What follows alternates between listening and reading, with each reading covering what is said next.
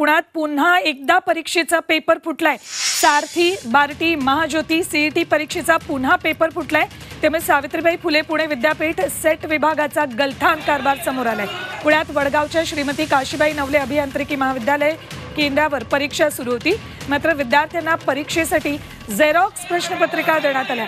तसंच सी आणि डी प्रश्नपत्रिकेला सीलही नव्हतं। त्यामुळे परीक्षेसाठी आलेल्या विद्यार्थ्यांनी सार्वत्रिकरित्या परीक्षेवर बहिष्कार टाकलाय। तेव्हा पुणे तिथे नेहमीच परीक्षा पेपर फुटे अशी नवी म्हण तयार झाली तर आश्चर्य वाटायला नको। झी24 तासवर या पेपरची एक्सक्लुझिव्ह दृश्य थेट जाऊयात आमचे प्रतिनिधी सागर आव्हाड यांच्याकडे। सागर, काय चाललंय नेमकं पुण्यात? सतत पेपर फुटी, त्यामुळे प्रामाणिक विद्यार्थ्यांचं नुकसान होतंय।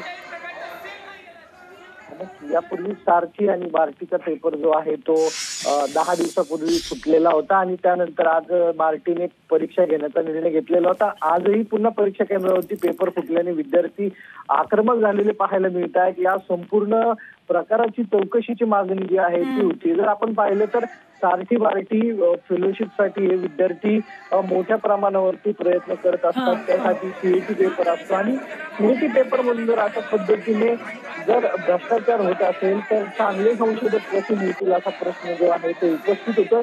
संबंधितावरती कारवाई करण्याची मागणी होतीये। बार्टीने 10 तारखेला पेपर घेण्याचं ठरवलेलं होतं।